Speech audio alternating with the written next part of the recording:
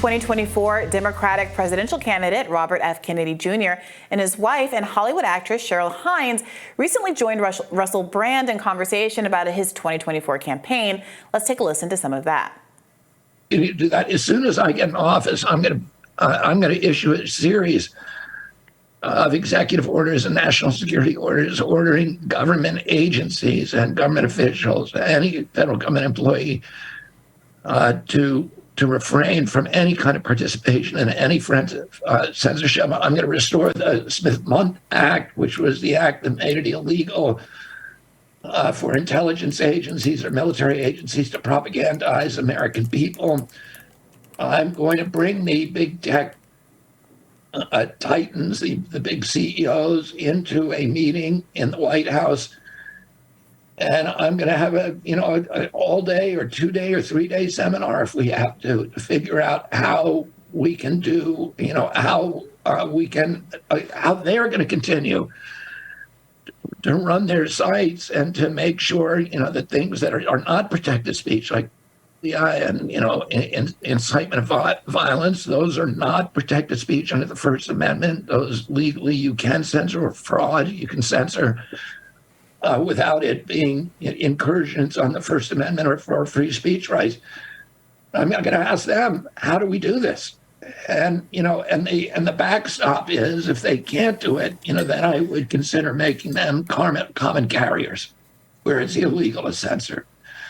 I don't want to do that. I think it's much better for them to stay in the, as private companies.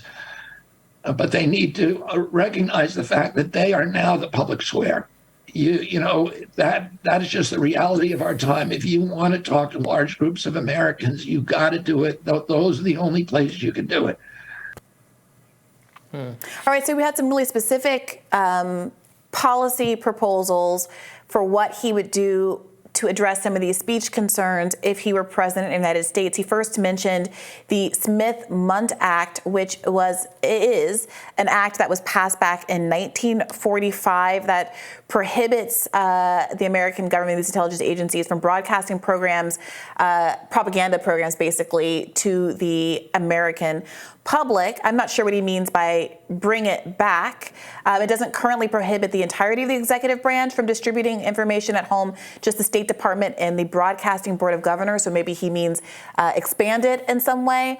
But that was one point. And then the other thing he said was that he's going to have the tech company CEOs come together and ask them about ways that they can manage content moderation in a way that is not censorious, and if they aren't able to come up with solutions, making them common carriers. And I wonder what you think of that.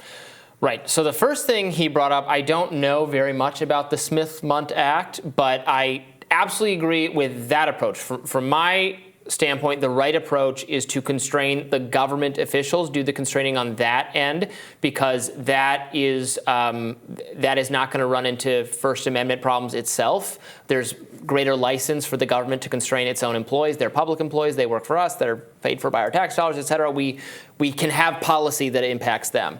The policies that impact, right, and RFK Jr. does acknowledge there that they're private companies, so we have to, we call it censorship. And I think you can make a good case that it is censorship when it's motivated by the government. And, you can colloquially call it censorship if you want. But the fact is that it doesn't violate the law when, if Facebook or Twitter or YouTube or any of their, you might hate what they're doing, but it's their platform and they can do it. And you could say there should be a different regulatory regime. You can say all sorts of things, but they do have the right to do it. I don't know about hauling.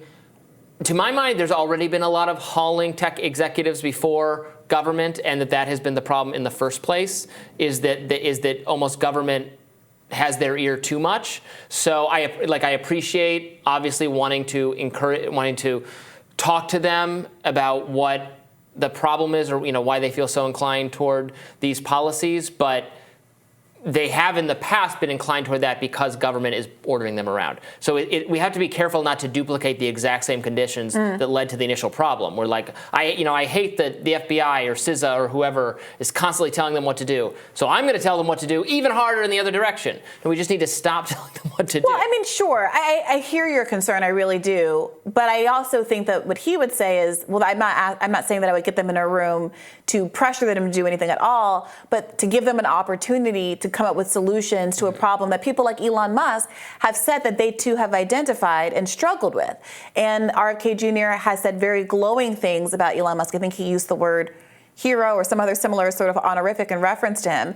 And I think that he seems to believe, I don't share RFK Jr.'s credulity with respect to Elon Musk's ability to handle this problem, but he seems to believe that if given the opportunity to consult with other tech people and really put their brain apply their brain power to the equation, that they can figure out how to do content moderation in a way that is smart and fair, genuinely fair, and perhaps very transparent. But absent that, and here's I think the kind of big news here. Absent that, he says, let's make tech companies common carriers. So treat them like the phone company or, the internet, generally speaking, and say that you have to, the speech standards are that of the public forum, of the sidewalk, that you can't tell people that they have to pay more for a long distance call if you're the Bell telephone company just because you hate their political views. Republicans don't have to pay more for Verizon just because the CEO of Verizon maybe hates Republicans. I mean, I've heard this idea before. Honestly, I've heard it mostly proposed by Republicans. Maybe Democrats are interested in it too because they're, I guess, kind of defenders of public utilities in general. I don't see how this would ever work. I mean, first of all, I think our very pro First Amendment, allowing corporate speech Supreme Court is just going to shut down any effort to forcibly turn a private company that is a platform and also a producer of content into a public utility. Also, I mean, their business models, it's fundamentally different from the telephone company. I mean, their business models, maybe, and Twitter's moving away from this, but the other companies, they sell ads. They create a curated user environment to sell ads. They're not treating everyone equally on purpose because they're trying to, again, it's a curated experience. It's curated based on what your interests are, based on things you select, based on things they select for you. We argue about the process, and there's a lot of legitimate gripes about it, but it's just fundamentally different. Also, if you make it, if it's truly the public square, in the same sense that the sidewalk is the public square, you can draw swastikas all over the sidewalk. These have been carefully litigated cases. The exceptions for free speech are few and far between. I think you technically can. There's nothing in Twitter's current policy that bans the posting of swastikas,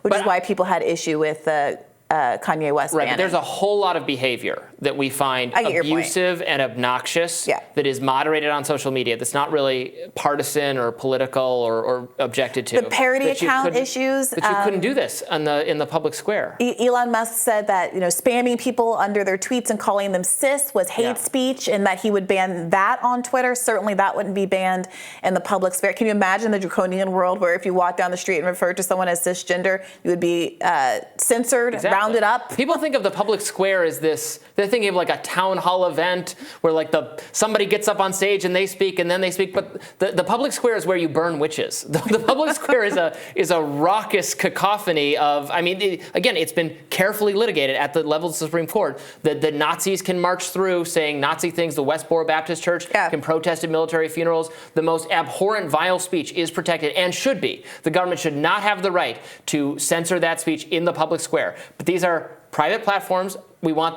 I think we want them to operate with something approaching free speech, but there's a lot of stuff that you want to allow them the freedom to moderate to make the experience there more enjoyable. And I think if you morph that and force them to have the exact same standards as the sidewalk, a lot of people will be like, oh, wait a minute, that means we can't take action against this, this, and this. Yeah, I mean, it's interesting. We had, these more Wild Wild West social media platforms like 4chan and 8chan and Reddit, where it's more everything goes and there's less moderation. And a lot of normies never really engaged in those platforms because they want their interest in what they want to see very closely aligns with what the advertisers' interests were. I mean, there's a reason why the advertisers are drawing the lines where they are, because there is a desire to have a maximalist usage so that they can get more eyeballs on whatever thing that they're trying to sell. And for someone like Elon Musk, who ultimately did buy this company to earn profit or at least recoup his investment, fundamentally, I wonder if that's going to put him at odds with someone like RFK Jr., who he's been very friendly toward up until this point. I mean, RFK Jr. is offering this off-ramp, saying, well, I would love to give you guys an opportunity to figure this out yourselves. But they've obviously been trying to do that this whole time, this whole time. And it seems a little bit, if you look at it in that lens, like a threat. Like, get your act together, or I'm going to make you a common carrier, treat you as a common carrier, and basically strip your ability to do content moderation that would enable you to make money off of this $44 billion investment. Yeah, we don't want to get rid of content moderation at all. We want to call out biased or unfair or hypocritical content moderation, that sort of thing, or content moderation that is being done, at the behest or the ordering of government forces or something. We want more transparency around it. But you don't want to get rid of it entirely. I think. So if you posted my home address on Twitter, somebody did, some crazy stalker, I would report it. It would get taken down because it violates the policies. I'm pretty sure if somebody was shouting, where I lived, again, in the public square, if it was accompanied by a violent threat or something like, let's go to Robby's house and kill him at this time, then you could do something. But if you're just telling people where I lived, I don't think you could do anything about that from a First Amendment, free speech, public square perspective. Right. So again, there are different standards here. Some, not always for bad reason. Yeah. I think we have another clip we wanted to play. Brandt also questioning Cheryl Hines, RFK Jr.'s wife, about how her views align with her husband's. And also, have you sort of managed your answers for how you're going to deal with stuff like, do you agree with Bobby on controversial issues like ending the war, certain medical matters that I won't mention while we're on YouTube? How are you dealing with it, Cheryl? Well, I like to just take it as it comes. I like to be honest about my feelings and my thoughts, and we really do align on everything. The way the information gets out sometimes is not how I would do it. So that's where it gets a little, I have to take a moment and take it minute by minute, day by day. Ask her if it's easier being married to me or Larry David. Which one? So this is an interesting question. I think a lot of the media, the mainstream media, tends to discredit RFK Jr., have focused on the idea that the normal people in his life don't support him. So they said, well, even your family doesn't agree with you, and has written this op-ed distancing themselves from your vaccine views.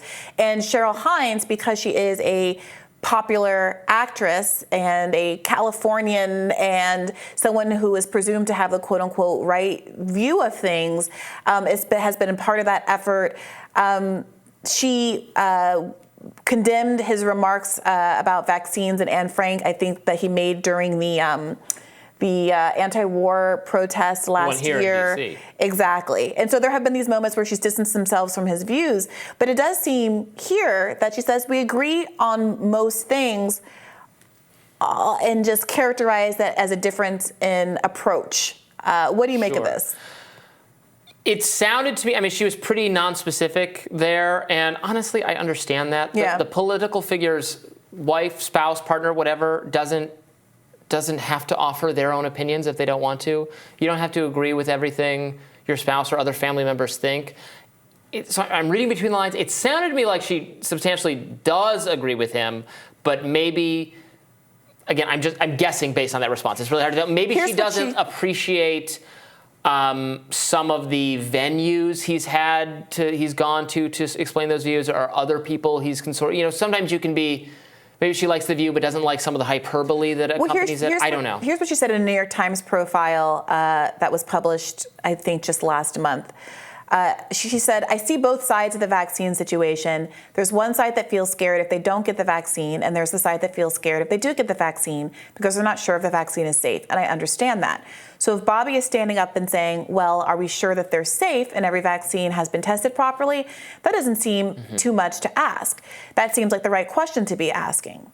And if he's saying it should be your choice, not the government's choice. That's the thing for me. But anyway, yeah, that's a perfectly benign statement. Yeah, all right. So, well, let us know what you think about this, and more specifically about RFK Jr.'s policy proposals on the question of social media and censorship down below, and we'll have more Rising for you right after this.